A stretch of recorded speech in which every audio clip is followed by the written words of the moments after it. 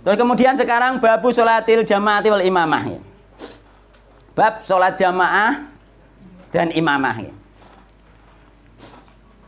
Hukum sholat jamaah ya. Nek kula sendiri riyen nggih tesih mboten ketemu, Pak. Kula riyen niku berpahaman sholat jamaah itu fardu kifayah. Asal wis ana sing jamaah maka liyane gak dosa kan ngoten nggih. Iku pemahaman yang dulu fardu kifayah. Namun para ulama ada beberapa pemahaman. Yang pertama fardu kifayah dan sunnah muakkadah itu hampir sama mereka.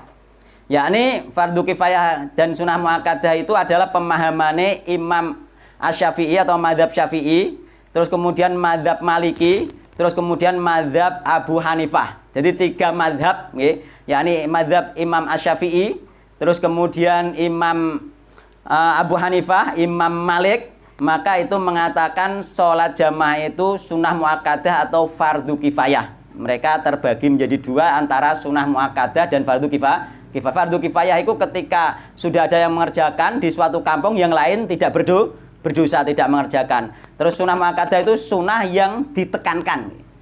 Nah, itu pemahaman 3 imam mazhab, yakni Imam Malik secara mayoritas loh nggih, Imam Malik, Imam Syafi'i dan Imam Abu Hanifah. Terus pemahaman kedua adalah fardu ain, wajib. Wajib piye? Nek gak salat wajib per orang lho nggih, per individu wajib fardu ain. Nek gak salat jamaah dosa. Wajib ini dipahami oleh mazhab Imam Ahmad. Mulane ustaz-ustaz sing langsung muni wajib tanpa perincian itu rata-rata memang apa iku mengambil dari mazhab Imam Ahmad nggih. Kula paringi tanpa perincian karena ada ulama-ulama dari mazhab Imam Ahmad ada perincian gitu nggih. Jadi begini, fardu ain nggih. Fardu ain ini terbagi menjadi 2. Yang pertama wajib tapi seandainya sholat sendirian sah tapi berdosa. Terus yang kedua wajib tidak sah karena jamaah menjadi syarat sahnya sholat. Di kalangan Muhammad sampean sholat gak jamaah gak sah. Iku pemahamannya Imam Ibnu Taimiyah. Paling abot. Nggih. Jadi wajib, jadi nek ono adzan wajib teko, wajib jamaah. Nggih, nek gak teko salat dhewe omah gak sah. Tapi nek Imam Ahmad yang lain, nggih, wajib teko nek ono adzan, nggih. Terus kemudian kok dia gak teko, dia sholat di rumah, maka dia berdosa. Sholatnya sah tapi berdosa. Nah, ini loh. Nggih. Oh, perbedaan pendapat sampai seperti itu nggih. Jadi ada 2 antara fardu kifayah sunnah muakkadah dan fardu ain. Fardu ain juga terbagi 2 nggih. Karena mereka berdalil napa sing kirane apa mau menjadi syarat diantaranya man sami'an nida falam yati fala sholata lahu illa min udrin. Barang siapa mendengar adzan nggih, kemudian dia tidak mendatanginya nggih, maka tidak ada sholat baginya kecuali ada udzur. Berarti tidak ada sholat baginya, tidak sah manane dene manane tidak sah baginya kecuali ada udzur. Wa mal udhru ya Rasulullah, apa udzur iku ya Allah? Khaufun aw maradun, jare Rasulullah, khauf wedi aw maradun utawa sakit. Riwayat liyane aw safarun lunga, riwayat liyane aw matoron hujan. Jadi udzur tidak sholat jamaah adalah takut, sakit, safar, hujan. Itu diantaranya. Jadi nek kula piye pendapate? Nek kula pendapate wajib bagi tetangga masjid, sunah muakkad bagi orang yang jauh dari masjid. Ini jenenge digabungkan, Pak. Menggabungkan, dan ini saya menggabungkan buat kula piyambak nanti kula sebutke ustate juga, kula sebutke nek wonten ustaz sing indikasine ke situ, dan kula sebutke ulamae. Ada 2 ulama Ahlussunnah wal Jamaah yang nggih menyatakan tidak wajib orang yang jauh dari masjid. Itu. Dan ini jarang didetail. Biasanya ustaz takoki bagaimana hukumnya sholat jamaah, langsung dalil ini wajib tanpa dirinci apakah yang tetangga atau tidak. Tapi ternyata ada rincian. Yang tetangga wajib, tetangga masjid, yang jauh dari masjid tidak wajib. Dan ini akan kula suarakan terus karena memang ada ulamanya yang berpendapat seperti itu, dan itu dibenarkan secara dalil apa nakli maupun dalil akli itu. Dan mereka seandainya mungkin ustadz atau ulama yang mengatakan wajib itu sendiri, seandainya ditanya detail pasti jawabannya juga sama. Yakni jika jauh tidak wajib itu. Nanti di akhir-akhir pasti ini kula sampaikan, nggih. Kula catet karena kula kuwatir kok kemarin sing pendapatnya ulama Syekh bin Bas niku ada di blog di sini. Cuma kula kuwatir kok napas tak anu nang lobet dadi tak catet ngantekan kan. Jangan sampai nanti ketinggalan pendapatnya Syekh bin Bas nggih. Bahkan beliau itu mengatakan salat berjamaah wajib. Ketika ditanya pasti beliau mengatakan wajib fardu ain. Tapi ketika ditanya detail ternyata tidak. Gitu. Wajib yang dekat, sunnah yang jauh gitu. Nah, ternyata ada itu Syekh bin Bas itu. Nanti ya, nanti ada kesimpulan itu. Masih panjang. Jadi sore ini bahas ini, satu sore ini bahas ini gitu ya. Mungkin ya. Jadi sore ini bahas niki nggih. Mon, niki kula bahas dalil sing wajib dulu nggih. Napa sing sunnah dulu? Wajib dulu nggih. Nggih. Yang wajib nih, di antara dalil Al-Qur'an, banyak dalil Al-Qur'an, di antaranya adalah surat Al-Baqarah ayat 43 nih. Yakni wa aqimus sholata wa atuz zakata warka'u ma'ar raki'in. Dirikanlah salat nggih, tunaikanlah zakat dan rukuklah bersama orang-orang yang ruku. Ini lafate perintah. Ya, secara kaidah usul fikih nggih, asal perintah hukumnya wajib, sehingga ruku bersama orang-orang yang ruku, yakni jamaah hukumnya wajib gitu kan ngoten. Nah, nggih. Jelas Qur'ane jelas wajib. Cuma kan nanti rinciannya yang hadis itu. Gitu. Bon. Terus kemudian dalil wajibnya lagi nggih. Iki sing parek-parek masjid lho ya, terutama nek cara kula yang parek masjid wajib dia ketika berada di rumah. Nanti keterangannya di belakang. Insyaallah komplit dalam satu video ini nanti nggih. Satu kajian nih kan ngoten. Bon. Terus kemudian dalil yang kedua, yakni dari hadis, karena dari Al-Qur'an itu banyak, bukan hanya satu nggih. Banyak dari Al-Qur'an itu nggih. Nanti kelamaan ketika kita bahas semua karena sudah pasti itu memang indikasi wajib di dalam Al-Qur'an. Kemudian dari hadis, yakni di Bulughul Maram hadis yang kedua tentang Nabi marah. Karena Nabi nggak mungkin marah kepada sesuatu amalan yang ditinggalkan kalau bukan amalan wajib. Nek amalan sunnah yang ditinggalkan Nabi gak marah. Tapi nek Nabi marah ini menunjukkan amalan tersebut wajib. Iya. Jadi an Abi Hurairah radhiyallahu anhu anna Rasulullah sallallahu alaihi wasallam qol. Walladzi nafsi biyadihi laqad hamamtu an amura bi hatabin fayuhtatoba tsumma amura bis shalah. Walladzi demi zat nafsi utawi jiwa ingsun biyadi iku tetep ing dalem genggamane alladzi laqad hamamtu teman-teman nggih nejo sapa ingsun nabi marahi an amura ing yen to perintah sapa ingsun nabi bi hatabin kelawan nggawa kayu bakar. Fayuhtatoba mongko nggih den kumpulake apa kayu bakar tsumma amura mongko nuli perintah sapa ingsun bisolati kelawan ditegakno salat fayu adzina mongko den adzani apa lah kedue salat summa amura mongko perintah sapa ingsun rajulan ing wong lanang faya umma mongko ngimami sapa rajul ana saeng menungso summa ukhalifa mongko nuli ngontrol sapa ingsun ilari jalin maring pira-pira wong lanang la yasyaduna kang ora teka sapa wong lanang salat ing salat. Terus Nabi Muhammad ngontrol wong-wong lanang sing gak budal salat. Fa harriqa mongko ngobong sinten ingsun alaihim ing ngatasé rajul buyutahum ing omahe rajul. Ndadak ning omahe wong lanang wis tengok-tengok omah gak melok jamaah diobong omahe. Terus Nabi Muhammad sallallahu alaihi wasallam nggih. Nabi marah nggih. Terus kemudian para ulama mengatakan kenapa enggak jadi dibakar nggih?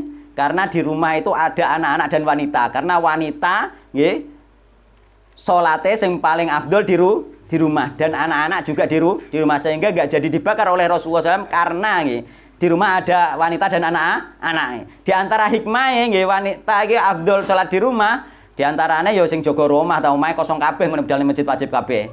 Kan ngoten. Di antara hikmahnya niku menurut kula kan ngoten umpama budal masjid kabeh wajib kabeh lanang wedok, omah kosong. Maling mlebu kan ngoten. Wis oh iki mesti wong iki wis fanatik jamaah mesti budal jamaah kan ngoten. Ini di antara hikmahnya ngene. Tapi yang jelas Nabi tidak membakar menurut para ulama karena ada wanita dan anak-anak. Ini hanya ancaman saja, tidak menjadi kenyataan karena ada wanita dan anak-anak.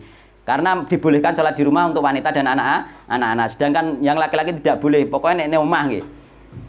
Walladzi nafsi biyadi walladzi demi zat nafsi utawa ingsun biyadi ku ing tangane alladzi law ya'lamu lan weruh sapa hadum salah sijine wong akeh annahu sak temene ahad iku yajidu nemu sepahat arkon ing daging saminan kang akeh gajehe awamir mata ini utawa nemu ing kikil wedhus nggih hasanatene kang bagus karone la syahida mongko hadir sapa ahad alisya ing jamaah salat isya muttafaqun alaih. Yang paling ditekankan oleh Nabi adalah jamaah salat isya itu yang paling ditekankan nggih. Mulane ning kene ana ngobong nggih terus kemudian ternyata lanjutannya hadis yang ditekankan jamaah salat isya nggih. Karena salat isya itu termasuk jamaah yang tidak dihadiri oleh orang-orang munafik gitu. Pada zaman Nabi Muhammad Shallallahu Alaihi Wasallam. Jadi ini menurut para ulama menunjukkan bahwasanya apa itu tetangga masjid wajib datang ke masjid karena Nabi mengontroli yang dikontrol tetangga masjid yang mendengar seruan adzan. Jadi omah sing ape diobong diancami omah sing ana wong lanange ning omah nggih sing jauhe yakni mendengar suara adzan sebagaimana yang disabdakan Nabi Muhammad SAW man sami'an nida itu barang siapa yang mendengar adzan gitu. Jadi bukan rumah semua rumah jauh-jauh bukan. Rumah sekitaran masjid gitu. Nah. Dia 2 kilo. 2 kilo tok speaker. Nah, itu kok nanti dibahas ya. Ini bahas wajibnya dulu ya. Kenapa kita arahkan ke tetangga masjid? Karena nanti yakni sing dimaksud apa itu untuk dibakar adalah orang yang mendengar yang wajib datang orang yang mendengar seruan adzan. Seruan adzan sejauh suara itulah sejauh tetangga masjid, suara biasa gitu. Nggih, sejauh suara biasa itulah tetangga masjid. Karena apa? Di riwayat yang lain termasuk di apa itu dikatakan oleh Ustadz Maududi Abdullah itu nenggone Yufit TV juga itu disebutkan bahwasanya apa itu la sholata li jaril masjidi ila lil masjidi itu ditanyakan ya, kepada Rasulullah siapakah tetangga masjid itu wahai Rasulullah? Jadi Rasulullah man yasma'un nida yaitu orang yang mendengar adzan. Dan tentunya adzan yang dimaksud adzan biasa bukan adzan speaker. Karena seandainya adzan speaker itu dikatakan tetangga masjid, saiki tetangga masjid tuh 2 kilo, kan ngoten. Maka para ulama tetap mengatakan adzan biasa gitu. Adzan biasa karena dulu enggak ada speaker. Enggih. Tapi itu dijadikan patokan oleh para ulama. Nah, seandainya apakah masuk akal ya seandainya sekarang 2 kilo itu sudah dikatakan tetangga masjid? Tidak bisa. Tidak bisa. Sekarang itu ting telecek. Kenapa? Ini kan bahas hukum bukan fakta, Pak. Maksudnya Nggih. kesempatan sholat itu cuma jadi tetangga, Pak. Nggih. Pulang kono ya dan lor kono. Nggih, niku fakta di lapangan misalnya ini membahas seandainya ada orang yang rumahnya jauh dari masjid gitu loh, Pak. Mboten masalah fakta yang ada di lingkungan kita ngoten. Karena bisa jadi di daerah lain itu jauh gitu loh. Maka ini bahas hukum bukan fakta di lingkungan kita gitu loh nggih. Bahas hukum nggih. Napa? No, lah ngono ku. Nanti di belakang ada nggih tentang pertanyaan. Yang jelas hukumnya ini adalah tetangga masjid wajib nggih. Karena akan dibakar oleh Nabi Muhammad SAW rumahnya. Maka dipalingkan kepada tetangga masjid, bukan semua rumah yang jauh yang penting mendengar untuk saat sekarang nggih. Nganggo speaker 2 kilo itu diancam diobong omahe tidak. Yakni rumah yang sekitaran masjid. Nek Pak Yusuf Makta ning kene ana masjid, kono ya ana masjidnya iku lain lagi nggih. Karena mereka juga tetangga masjid yang sana meskipun tidak tetangga masjid yang sini kan ngoten. Berarti kan banyak kewajibannya sekarang. Oh nggih, nek di lapangan yang ada itu banyak wajibnya gitu loh. Secara kenyataan sekarang. Nggih. Kemudian yang hadis berikutnya nggih. Sebelum itu Ustaz, Nggih. ditegaskan sholat Isya berjamaah itu karena besar ganjarannya itu sampai merangkak itu tolong ditegaskan. Jadi saking pentingnya sholat jamaah Nggih. itu kan dalilnya belum lengkap sampai membaca itu. Coba diulangi lagi hadisnya itu.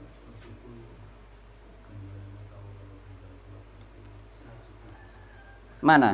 Seberat-berat sholat Nggih. atas munafikin yaitu sholat Isya, sholat fajar, dan jika mereka tahu ganjaran yang ada di keduanya, niscaya mereka datang kepada keduanya walaupun dengan cara merangkak. Nggih, memang ada itu hadisnya. Nah ini kan penting, Nggih. walaupun kita sendiri nggak mampu merangkak, tapi kan ditekankan baik kita merangkak ini juga ini untuk motivasi. Nggih. Ya memang itu wajib itu tadi karena nggih. Jadi meskipun bahkan zaman Nabi itu sampai dipapah itu. Sampai dipapah. Pikul Lha nggih, sampai dipapah nek ngarani dipapah itu apa? Digendong. Nah, nggih dipapah. Bola pokoknya dipapah lah. Iya sampai dipapah karena menghadiri sholat jamaah itu. Memang seperti itu karena memang wajib, Pak. Enggak sholat berdosa. Jadi enggak sholat berjamaah memang berdosa nggih. Cuma kan karena kita pahami dari banyak hadis yang berdosa ini siapa? Yakni tetangga masjid tersebut itu loh. Dia harus meskipun merangkak, meskipun dipapah dia harus datang karena dia tetangga masjid dan berada di rumah gitu. Jangan dimasukkan apa itu yang jauh dari masjid itu loh. Ya, maksud kula ngoten nggih.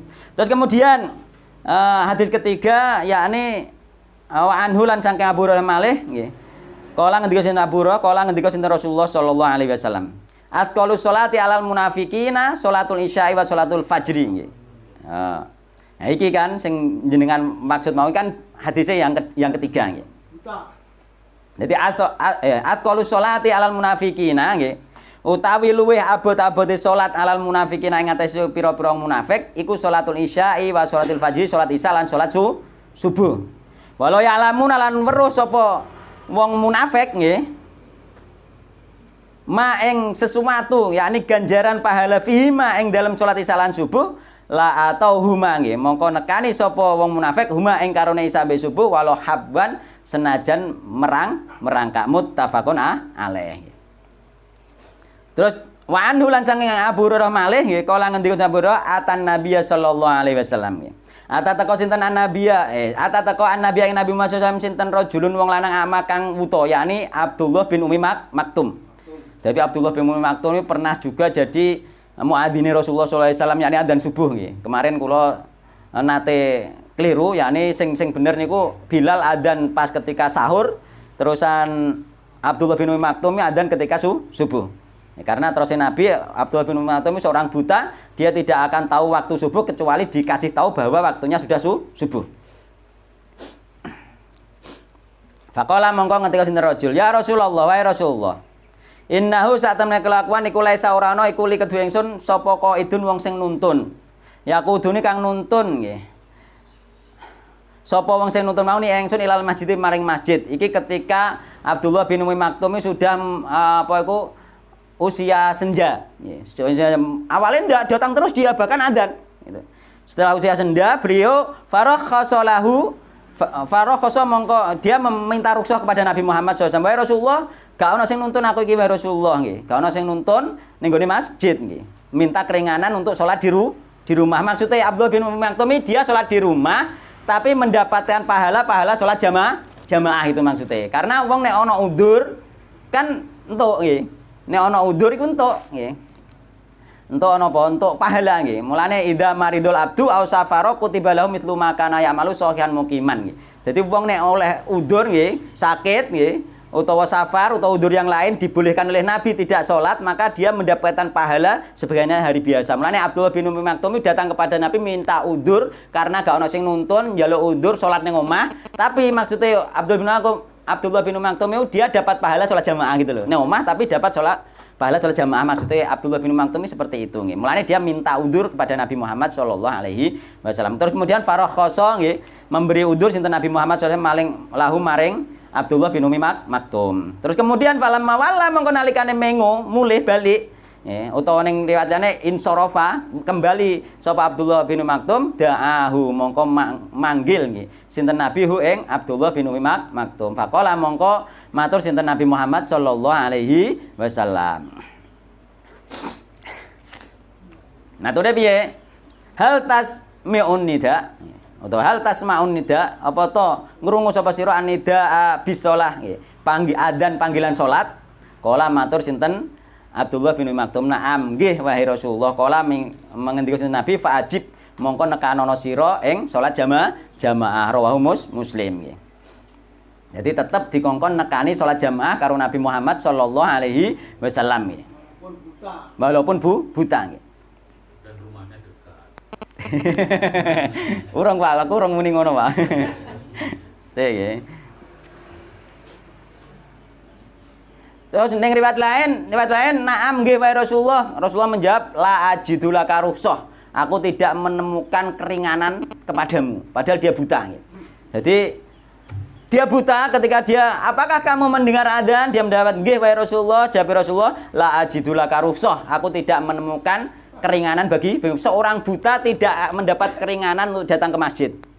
Seorang buta malah oleh. Lah iku mulane para ulama mengatakan niku iki kenapa dulu iku riwayate untuk hadis ini iku seorang yang buta itu untuk menunjukkan bahwa orang buta itu rumahnya dekat masjid. Dia sesuai pendengaran adzan biasa, dekat.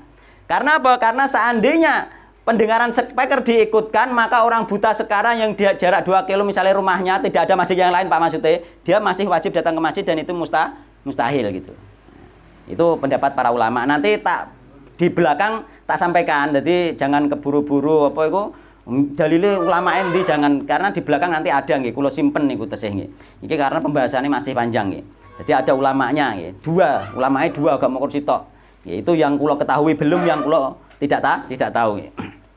Wajib datanglah. Jadi seorang buta wajib. Jadi tetangga masjid buta saja wajib, apalagi kita sehat ngoten nggih Pak maksudnya. Cuma pada saat itu kita berada di rumah. Adapun ketika safar dan lain sebagainya maka tidak gitu. Nek pas ning omah wajib. Pacar itu budal to ora? Pacar itu contohnya nek pas ning persil insya Allah jadi tidak wajib. Nanti ada dalil tersendiri. Mboten safar, lain lagi nggih. Nek persil dia jauh tidak mendengar adzan secara adzan biasa dia dapat keringanan. Bukan boleh menjadi sunnah muakadah. Menjadi sunnah muakadah, bukan menjadi wajib lagi gitu nggih.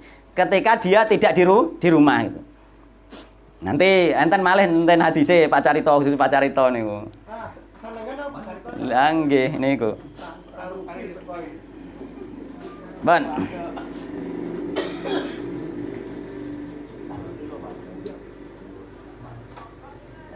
Tapi nek kebun di rumah wae ya ndak, tetep wajib datang gitu.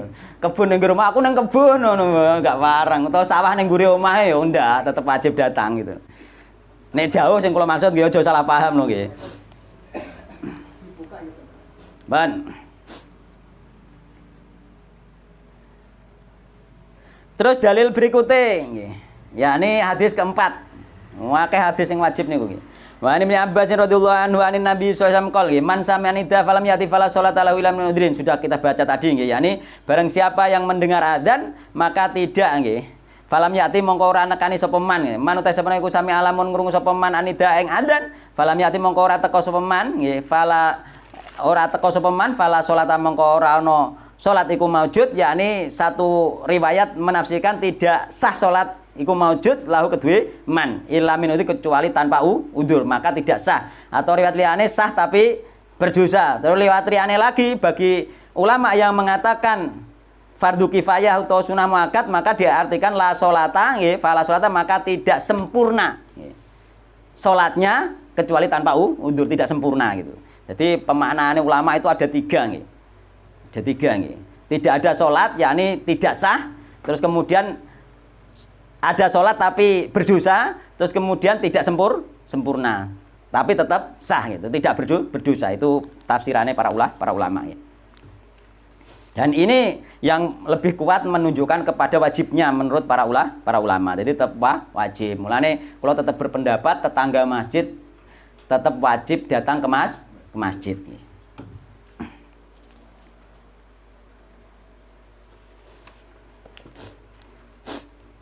Terus lagi yang dipakai lagi nggih. Yang dipakai lagi oleh ulama yang mengatakan wajib bahkan mengatakan tidak sah nggih. Adalah hadis melompat nggih, hadis ke-20. Melompat, mungkin enggak ketemu tenan pun dicari rada alon-alon nggih. Yakni wa'an wa bisat ibni Ma'badin radhiyallahu anhu anna Rasulullah sallallahu alaihi wasallam nggih. Iku ro'a ngendika sinten Nabi rajulan ing wong lanang yusoli kang salat sapa wong lanang khalfas shafi ing gurine shaf wahdahu hale dhewean. Fa amura mongko perintah Nabi hu ing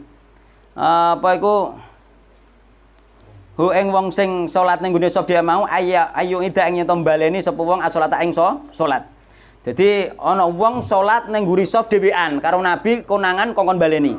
Mereka mengatakan wong salat dhewean ning guri shaf ae gak sah apa meneh salat dhewean ning omah. Dalile ngoten nggih. Terus kemudian hadis berikutnya la sholata limun faridin khalfas shaf. tidak ada sholat bagi orang yang bersendirian di belakang shaf. Maka mereka yang mengatakan tidak sah, maka ini dipakai ada dalil. Cuma dalilnya mboten kuat karena ini mengandung tidak sempurna sebenarnya ini. Karena tidak sah pada saat itu nggih, wong sing salat ning belakang shaf padahal masih bisa. Iki ditafsir para ulama nggih. Orang yang ketika jamaah nggih, terus ternyata di depan masih ada lubang, kemudian dia buat shaf sendirian di belakang, maka ini yang tidak sah. Nggih, yang tidak sah. Jadi ono baris kok ternyata isek cara dileboni isek sedeng tapi dia nggawe dhewe ning nguri. Nah ini tidak sah, disuruh baleni oleh Nabi Muhammad sallallahu alaihi wasallam. Adapun ketika apa itu di depan benar-benar sudah penuh nggih, dan yang ada orang diajak ke belakang tidak mau, maka dia sholat di belakang itu tetap sah. Nggih. Tetap sah menurut para ulama seperti itu nggih. Jadi apa pemahamannya seperti itu. Jadi pemahaman masjid terus kabeh sing dijak mengguri jak batur gak gelem sampean salat dhewean ning ngguri tetap sah. Tapi nek kira-kira ana sing lobang, maka ini masuk hadis sing dikon baleni oleh Nabi Muhammad sallallahu alaihi wasallam itu untuk menggabungkan dua hadis. Nah, hal ini pelan-pelan Ustaz. Nggih. Kemarin sudah ditanyakan. Napa? Saya masih ingat di Juli.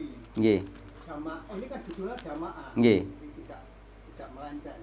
Bahwasanya sholat jamaah tadi yang saya maksudkan itu adalah laki-laki, tapi kalau perempuan sholat berjamaah laki-laki perempuan pada umumnya masjid kita, musola kita itu kalau sholat itu lagi dipisah dengan kain. Nah, akhirnya laki-laki ini katakanlah sebelah kanan, perempuan sebelah kiri. Nah itu kalau ditarik garis lurus shaf itu sejajar dengan laki-laki. Nah mereka ada yang punya pemikiran karena dalilnya shaf perempuan itu adalah di belakang laki-laki. Nah sehingga orang perempuan ini tidak mau maju sama-sama temannya yang menjajari dengan laki-laki. Dia sholat di belakang. Nah itu sendirian itu gimana? Kemarin kan sudah kula jawab niku. Nggih, jadi untuk hal itu nggih, ada pendapat para ulama nggih, kalau memang sudah takmir mengadakan seperti itu salatnya tetap sah nggih. Karena untuk wanita di belakang itu hanya afdoliyah. Afdolnya wanita itu di belakang. Salatnya tetap sah, Pak. Jadi ketika takmir masjid membuat model seperti itu, kita tetap mengikuti meskipun tidak afdol. Itu hanya afdoliyah, bukan keabsahan sholat itu. Afdol ya mulane apa iku khairu sufufin rijali kan ngarep nggih. Ya, sing sebaik-baik shaf laki-laki di depan dan sebaik-baik shaf wanita di belakang itu hanya afdoliyah. Ya, berarti, bukan sah dan tidaknya. Berarti apa yang Jiran ngendikakan itu kalau terjadi sholat yang saya sampaikan tadi, berarti perempuan itu sejajar dengan laki-laki walaupun ditutup dengan satu. Itu kan berarti jenengan menyatakan nggak apa-apa. Tetap sah gitu, tapi gak kurang afdol. Nah, sah itu dia kan nggak melaksanakan perintah Nabi, hadis Nabi bahwa perempuan itu sholatnya di belakang laki-laki. Lah nggih iku afdoliyah, Pak. Afdoliyah. Afdolnya. Mestinya imam kalau tahu pemahaman itu. Lah iku makanya nanti seandainya nanti terjadi apa itu seandainya dianggap berdosa yang berusaha takmir gitu loh. Ya makanya tapi tetap sah, bukannya tidak sah, tetap sah niku. Ya yang nanggung kan imam. Lah nggih. Lah nggih. Kan kenyataannya kan di masyarakat kita seperti itu. Ya seandainya jenengan punya musola sendiri, punya masjid sendiri, maka diatur sesuai sunnah Rasulullah Shallallahu Alaihi Wasallam seperti itu. Kita hanya menghubungi bukannya boleh atau abdul, sah dan tidak itu loh masalahnya, sah dan tidak gitu. Maka kita tidak bermudah-mudahan mengatakan tidak sah, tetap sah tapi kurang afdol gitu nih, kurang afdol gitu. Nah misalnya masuk kok ternyata dia ingin di belakang, dia harus mempunyai shaf, jangan sendirian. Kalau sendirian masuk shaf ini nanti sendirian tidak sah. Nah, nek kalau ngajak teman bisa. Kemarin kan kula ngoten sami nggih. Ngajak teman bisa nggih. Mulane misalnya ambek anake ambek apa misalnya dulure misalnya ayo nggawe sop dhewe ning nguri. Nah, mungkin itu masih bisa. Tapi kalau sendirian maka tidak bisa kena hadis ini gitu. Tapi nek ngarep iki mau sah tapi tidak afdol gitu. Sama-sama tahu dalil kenapa hampir semuanya melaksanakan seperti itu. Wallahu taala alam, dan makanya itulah gunane apa niku dakwah kan ngoten. Tapi kenyataannya ketika orang sudah kenal sunnah kan prakteknya tidak seperti itu. Nggih to? Nggih, pun. Nggih, nek masalah niku insyaallah seperti itu nggih, kula nguatkan nggih dan benar-benar dari ustadz yang lain juga nggih, kula sudah tahu jawabannya niku bahwa sah tapi kurang afdol gitu. Berarti kalau sendirian sebaiknya juga mengikuti ke depan. Nggih. Wah, kalau beli Kalau sendirian nggih. Dan juga untuk wanita dia mendapatkan pahala yang napa? Kalau wanita ingin sholat di masjid itu harus terhindar fitnah. Dia dapat pahala sama sebenarnya kalau terhindar fitnah. Karena pada zaman Nabi ada, nggih, yang datang ke masjid terhindar fitnah, ya ini apa? Tidak bersolek, tidak apa jenenge iku pakai wangi-wangian, tidak penampilannya tidak menggoda laki-laki, itu dia baru boleh. Tapi nek ketoke sik wong lanang iku nek dhewe aku wis tuwek Ustaz, lah wong sing tertarik ya wong lanang tuwek kan ngoten. Wallahu alam lho nggih, tapi tetap boleh nggih wanita datang ke masjid tapi menghindari hal yang seperti itu. Itu punya niatan Ustaz. Nggih. Ya memang dia kepingin Nggih. namanya sholat di masjid itu. Nggih. Kalau bener pahalanya kan Nggih, tak nggih. Nah itu kan dia kan walaupun wanita dia juga kepingin sholat di masjid. Nggih. Nah pertanyaannya tadi Pak Mariono juga Nggih. bahwasanya sebaik-baiknya wanita itu sholat di rumah. Nggih. Jadi di rumah itu pahalanya sama enggak 27 derajat yang di masjid itu? Selama kula ngaos itu dikatakan oleh para ulama itu dia mendapatkan pahala yang sama karena dia itu yang namanya lebih afdol, berarti di rumah itu ya lebih afdol gitu. Cuma mungkin masalah pahalanya apakah sama laki-laki yang tapi mempunyai pahala yang tersendiri lebih afdol gitu. Berarti kan lebih namanya kan gitu. Yang jelas kita terima saja lah kalau jenengan di rumah terima karena dapat pahala lebih afdol. Cuma kalau ingin ke masjid silahkan ke masjid juga dapat pahala ketika tidak menimbulkan fitnah. Juga dapat pahala 27 derajat ketika tidak menimbulkan fitnah gitu. Ya terserah loh. Kadang kan pengen di masjid Pak. Mulanya dilarang oleh Nabi karena orang juga pengen ketemu orang banyak gitu. Maka terserah nanti yo di rumah yo di masjid monggo nggih. Itu ada nggih, ada kelonggaran di situ gitu. Mereka kebanyakan yang kepengennya itu karena ingin meraih 27 derajat itu tadi. Kalau itu sama di rumah, kalau tahu dia kan. Lebih afdol di rumah. Nggih. Nggih, nggih, ngoten nggih. Ini ki dalil sing tengah wajib sing jelas sepakat bahwa tetangga masjid wajib sholat di masjid apabila berada di rumah. Nek gak diobong karo Nabi Muhammad sallallahu alaihi wasallam. Terus kemudian Pendapat pertama. nggih, pendapat pertama niku nggih. Terus pendapat kedua Ada milih. sunah muakkadah nggih. Nggih, sunah muakkadah. Niki kula waos sing pertama niku saking Riyadhus Shalihin dulu nggih. Nggih pokoke dalu gak dalu kudu bar. Cukup waktunya. Cukup insyaallah nggih. Cukup. Teng Riyadhus Shalihin niki mboten nyemak dirungokno mawon diperhatekno nggih. Penting niki engko nek salah paham repot nih. Duh Pak Harjito kadang takok kan mboten kok mewakili pribadi, biasanya mewakili yang lain jamaah, kadang jamaah duwe unek-unek ngoten lho. Ya sungkan, Pak. Ora wani takok kadang ngene lho. Dadi akeh wong gak wani takok. Nek Pak Harjito kan vokal wonge. Dadi kadang-kadang gak sesuai dengan hatinya sendiri dia tetap bertanya itu. Jadi pertanyaan seperti itu ada, memang dulu kula ngaji nggih wonten enten wong niku asline wis saged tapi ustaz isih ditakoki ya tujuannya apa? Nyemes liyane kadang ngono, ngendari maksudnya, ngendari liyane kan ngoten. Dadi memang harus ada seperti itu nggih. Sing berani mengangkat tematnya. Teman yang Enggak berani tanya nggih. Kadang bisa jadi malu, bisa jadi enggak biasa ngomong di depan publik dan lain sebagainya. Banyak kemungkinan nggih. Bon. Ustaz kalau di Riyadhus judulnya apa itu? Di bab tentang ikhlas. Ikhlas. Nggih, bab pertama malah nggih. Nah, kita cari nanti. Bon. Wa Nabi Hurairah radhiyallahu anhu qala Rasulullah SAW satu hadis niki. Salatur rajuli utawi salate wong lanang fi jamaatin ning dalem sertane jamaah. Nggih. Salate wong lanang beserta jamaah iku tazidu tambah apa salat ala salatihi ing atase salate wong lanang fi baitihi ing dalem omahe rajul. Lho ana fi baitihi. Dadi ana salat ning omah. Jadi salate wong lanang sertane jamaah yakni nang masjid itu tambah yakni luweh mulya nggih. ala sholatihi dibanding salate wong lanang fi baitihi ning omahe wong lanang wong salat ning omah iki nandakno sah salat di rumah. Cuma lebih afdol salat di masjid. Terus wa sholatihi lan salate wong lanang fi suqihi nggih. Wa sholatihi lan salate wong lanang fi suqihi ing dalem pasare rajul.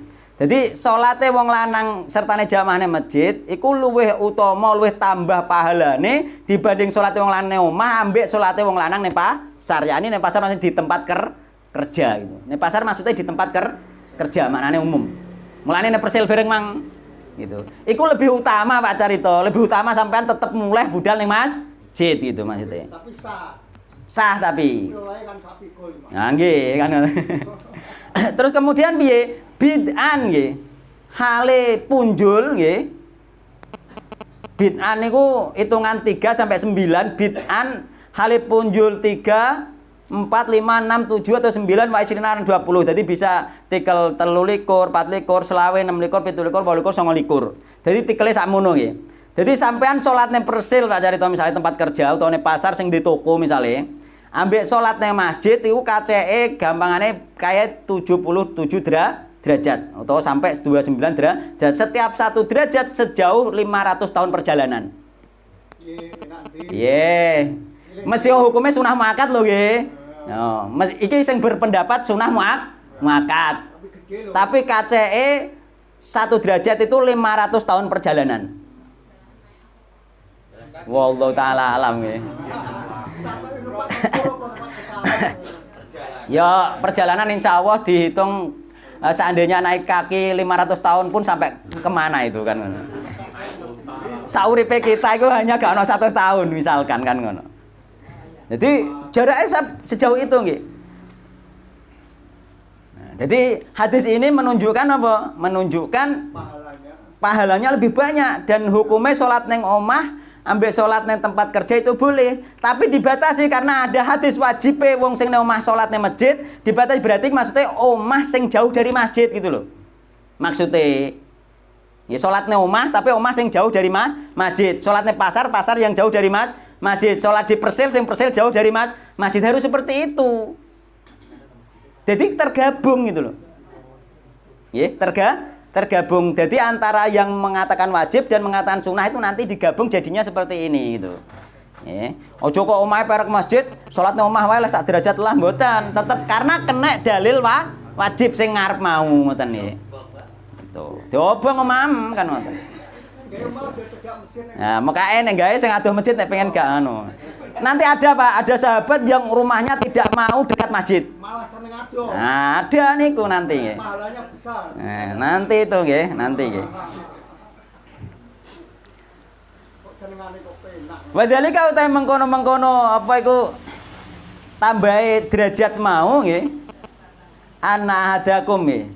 Iku sak temene salah sijine wong akeh yane kaum iku ida tawaddu analing wa wudu sopahat fasana mongko bagus sopahat al wudu ing wudu summa ata mongko nuli teka sopahat al masjid ing masjid layan hazura apa iku nangekake hu ing ahad apa illa salata kejaba karep salat de budal masjid wudu krana karep salat la yuridu la ngarepake sopahat illa salata kejaba salat lam yahtu mongko nggih ora jangkah sapa ahad khotbatan ing sak jangkan illa kejaba rufi den angkat lahu kedua ahad biha kelawan jangkae mau apa darajatan sak derajat diangkat sak derajat lho malah akeh nek umam madoh nggih wa khutolan den apa iku lebur anu saking ahad biha kelawan jangkae mau khotiatan ing kesalahan siji setiap jangkah kesalahane dihapus oleh Allah Subhanahu wa taala hatta yadkhula sehingga mlebu sapa ahad al masjid ing masjid sampai dia mlebu masjid jangkae mang dicatet kabeh ya diampuni dosa-dosa, dosanya diangkat 1 derajat diampuni dosa. Oh gak diampuni dosa tok, ambek diangkat 1 derajat setiap langkah.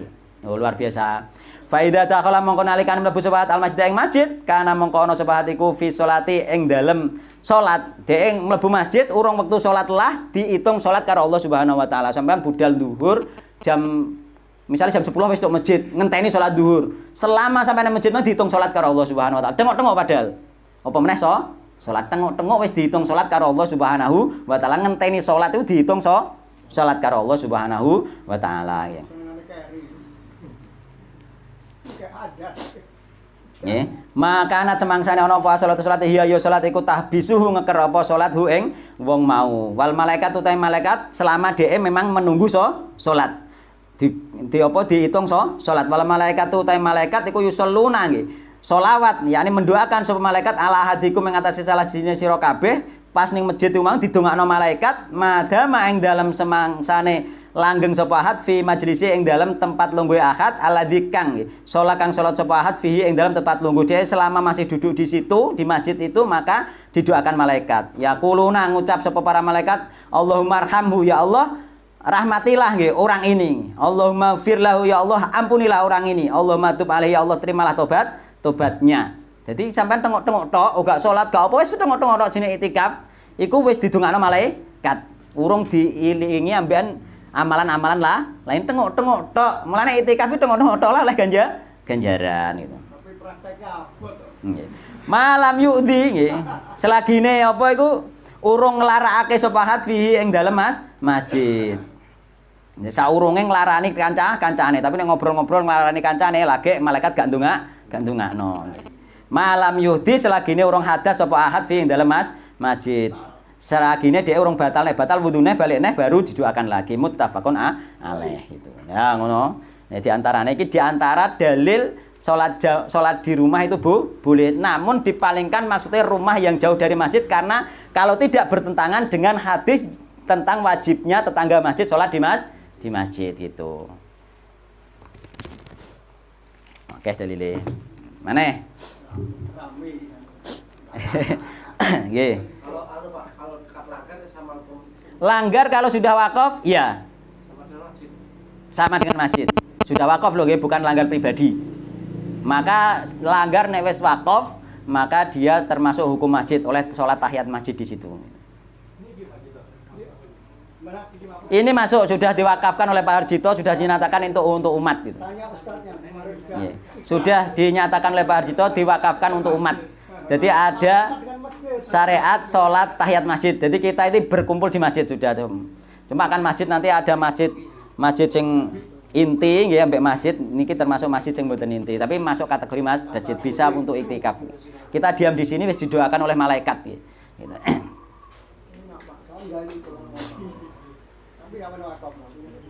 Kan. Wakaf itu enggak harus tertulis, dengan kata-kata bisa. Sudah wakaf secara hukum sudah sah. Pun tunggale nikah siri niku lho, secara hukum sudah sah tapi secara catatan urung sah gitu.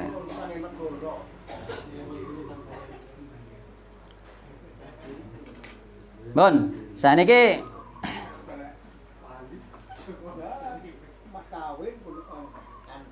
ning gone Bulughul Maram nggih.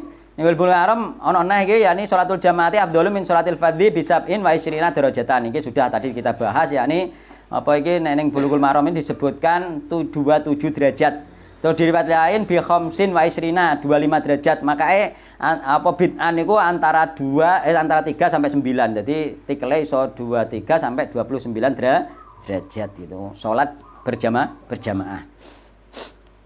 Terus kemudian di hadis Bulughul Maram hadis kelima, Pak. Niki juga ada nggih. Ning ngene bab tasih bab mau nggih, bab salat jamaah.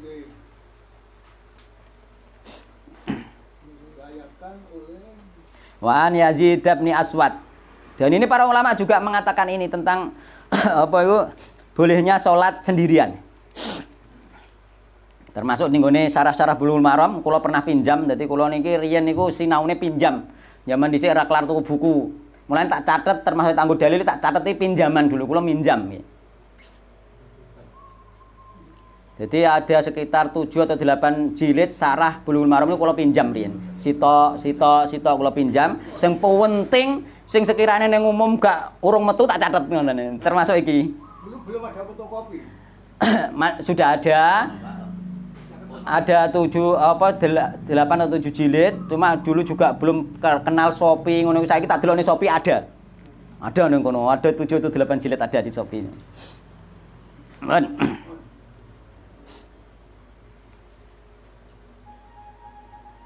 Wa an Yazid bin Aswad lan saking Yazid bin Aswad anau sak temene Yazid bin Aswad iku salat sinten Yazid bin Aswad ma Rasulullah sallallahu alaihi wasallam sertane Rasulullah sallallahu alaihi wasallam salat subhi ing salat subuh Iki sholat subuh loh, termasuk sholat yang orang munafik tidak ikut nih. Berat untuk sholat subuh. Falamma sholat mongko nalikane sholat sinten Rasulullah sallallahu alaihi wasallam idza huwa nggih. Dumadaan utai Nabi iku nggih. Birojule ini ngunangi wong lanang loro. Lam yusolia kang ora melok sholat karone. Sholat subuh Pak niki. Jadi pas sholat subuh, dadak Nabi ngunangi wong lanang loro gak melok sholat subuh. Fada'a mongko ngundang sinten Nabi bima kelawan karone. Wong loro diundang faji'a mongko teko den tekane sapa karone bima kelawan apa iku faji'a mongko den tekake maring Nabi bima kelawan wong lanang loro ditekakno wong lanang loro nggone Nabi diceluk. Tar udu hale ndredeg. Diceluk Nabi ndredeg Pak sing nyeluk Nabi sing nyeluk akune gak patek ndredeg. Faro isuhuma nggih. Apa pira-pira lempenge wong lanang loro dhek ndredeg. Faqala mongko matur sinten Nabi lahum maring karone ma utahe apa to manaa nggih.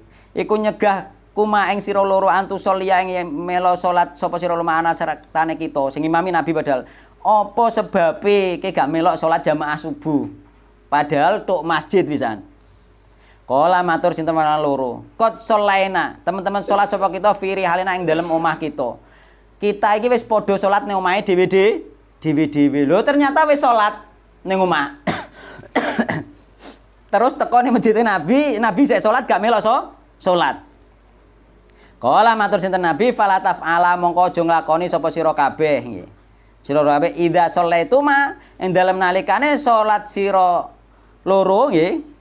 Ing dalem nalikane salat sapa sira loro fi rihalikum ing dalem omahe sira loro nek kowe wis padha salat ning omahe nggih wis padha salat ka omah terus budal ning masjid. Suma adraktu mongko nuli nemu sapa sira loro alimama imam nek nemu imam nggih isih salat walam yusolli hari urung salat sapa imam fasol liya mongko salata sapa sira loro mau sertane imam. Aja ngono, kowe nek wis salat ning omah dhewe terus bareng tok masjid imam isih rong salat, maka ikutlah salat bersama imam. Mesti ono omah wis bar salat. Nabi tidak pernah membatalkan yang salat di rumah.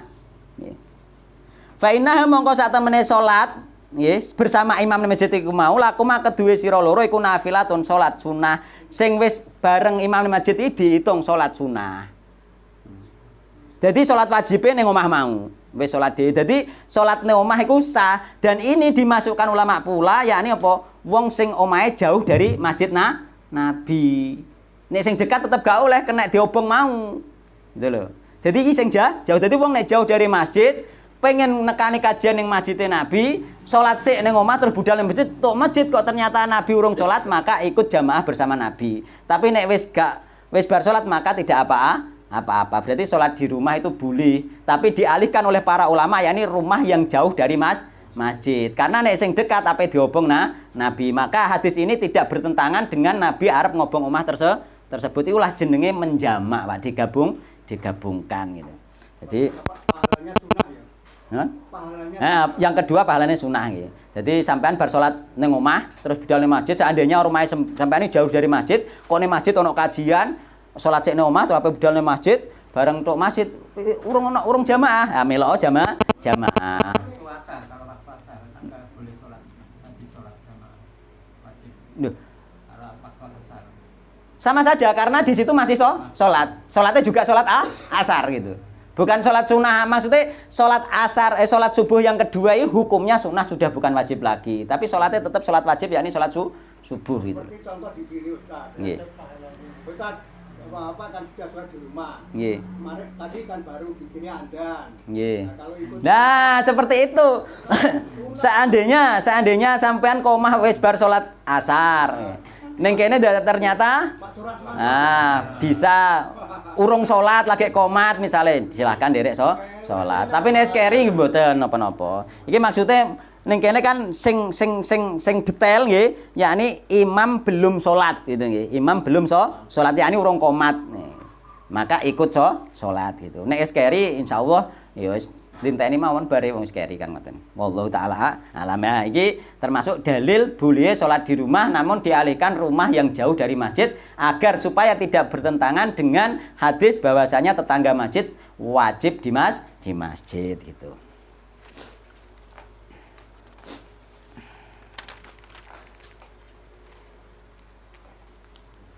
Bon niku insyaallah saya rasa sudah cukup nggih. Nek dikabehno masih banyak lagi nggih. Wajib lho Pak, dipun jenengan. Ya, wajib cedak lebih. Nah.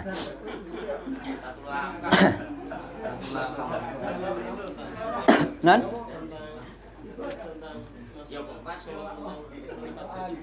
Oh iya, itu nanti. Melipat baju itu tidak boleh nggih.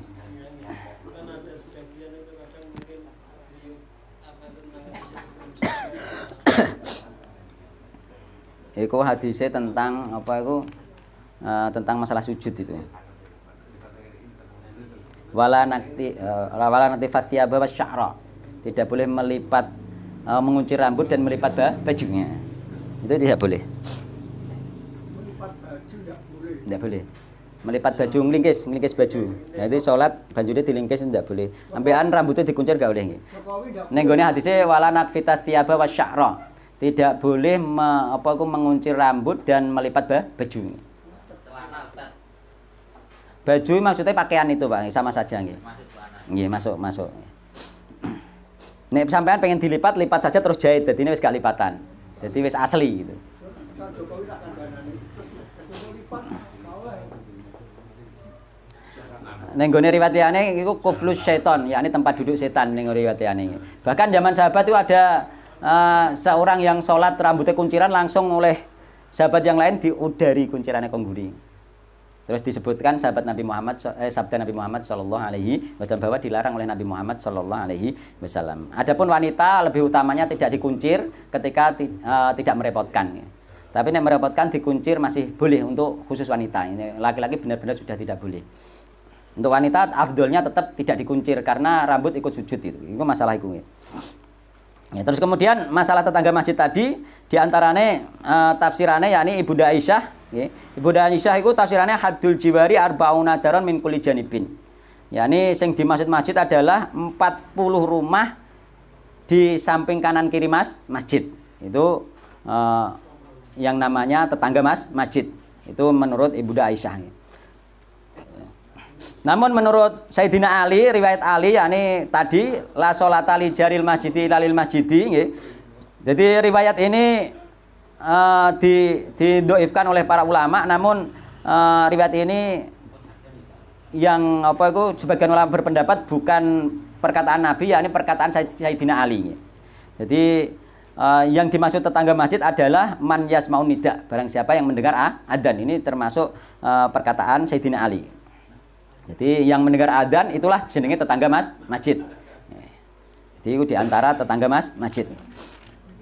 Terus kemudian niki kula sampaikan nggih, kula sampaikan iki sing paling penting. Kenapa kula berpendapat yang dekat masjid wajib berdasarkan dalil tadi, yakni dekat masjid maksudnya yang mendengar suara adzan nggih, adzan biasa nggih, bukan adzan speaker, adalah pendapat Syekh Abdullah bin Abdurrahman Al-Basyam di dalam Syarah Bulughul Maram sing kula pinjem nggih, kula pinjem halaman 474. Judul itu sama teman-teman Pak, akeh wonten 8 nek mboten 7 kula supe.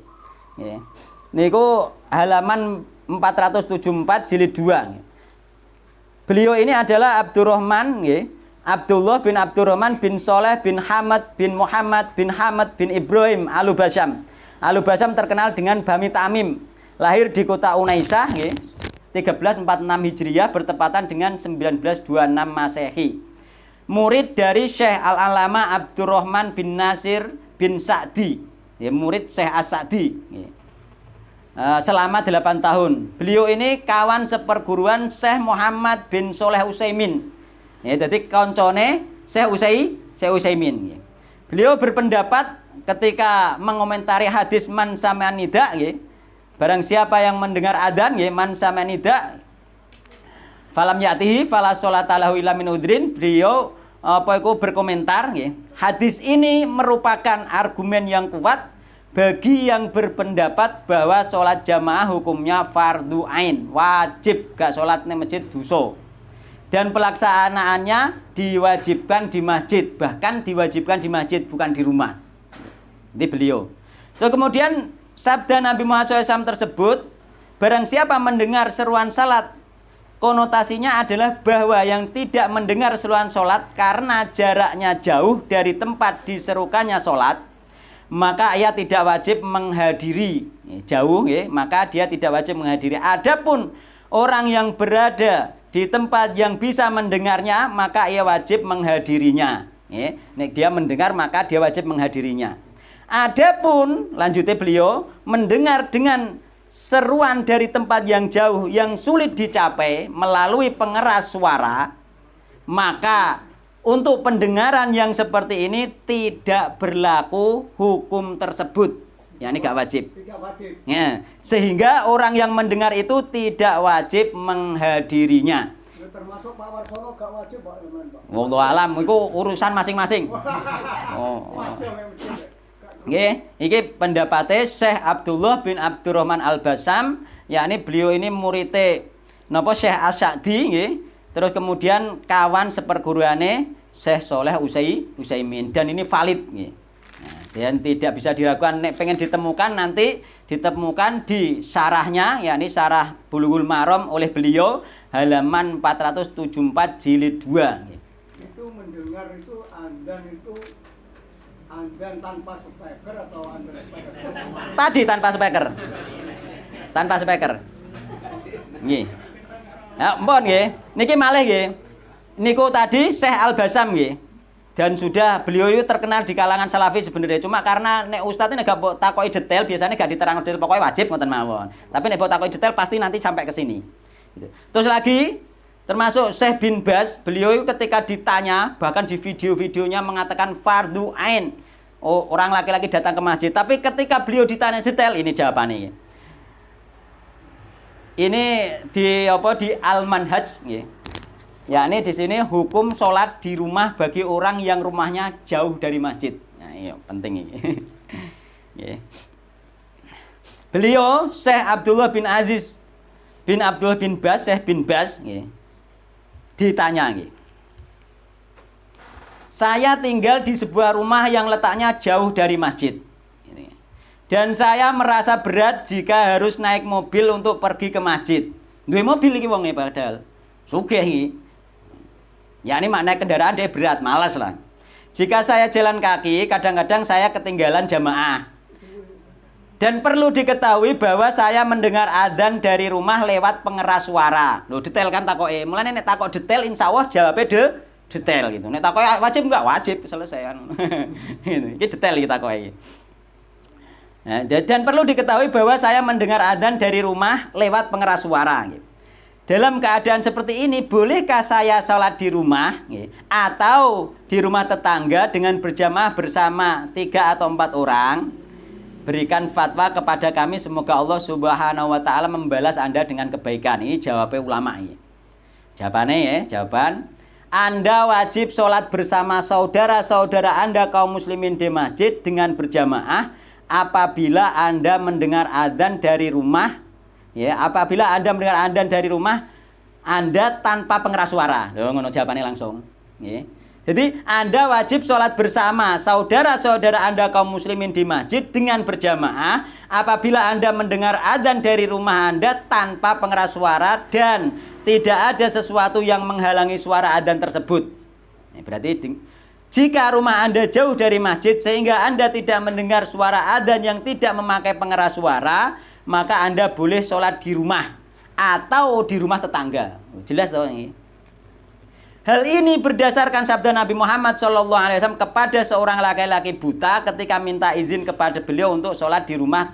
Kata beliau, hal tasma'un nida bis sholah. Apakah kamu mendengar seruan adzan sholat? Qala na'am, qala fa'ajib.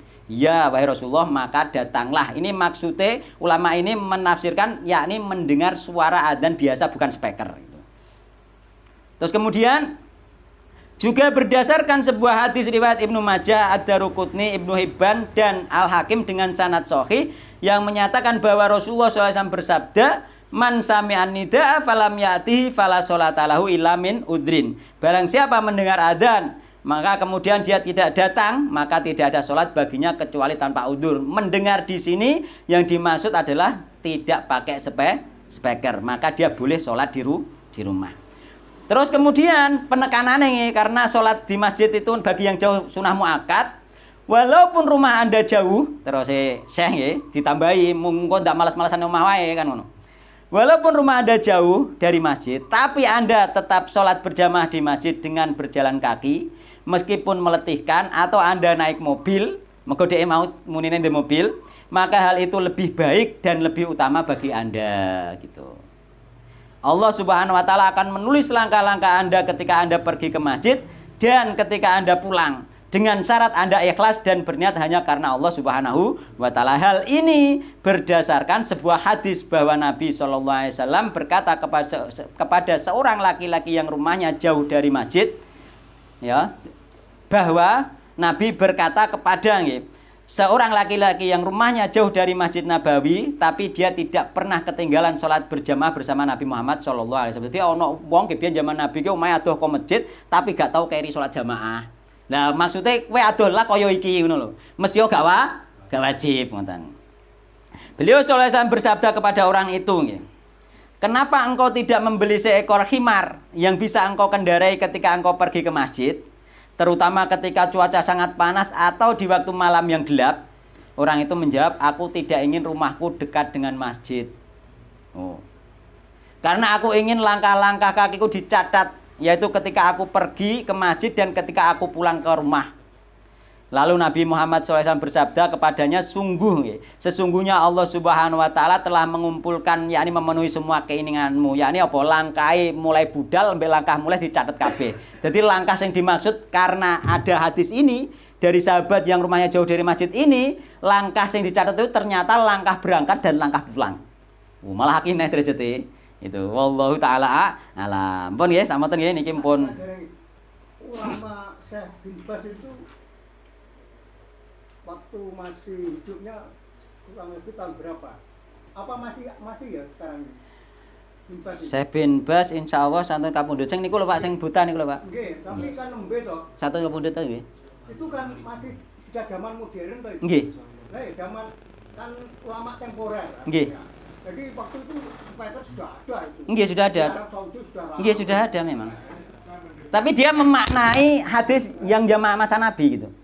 Jadi apa yang disampaikan bin Baz itu dia sudah mengenangi zaman modern seperti Nggih, sudah. ada spiker. Nggih, makanya yang tanya itu Nah, dia kalau tidak pakai spiker apa kita mendapatkan ya masjid yang tidak pakai spiker tadi kan? Kalau enggak pakai. orang yang bertanya ini mengatakan dia mendengar dari speaker karena rumahnya jauh. Gitu. Tapi kalau tadi loh tidak Nggih. pakai spiker itu Dia tidak dengar kalau tidak pakai speaker. berarti kan kemungkinan itu kecil zaman modern. Kan? Nggih, kemungkinannya kecil termasuk ning gone jenengan iki PR kono wae umpama adzan munggah mendur bengok krungu ngoten nggih. Nggih.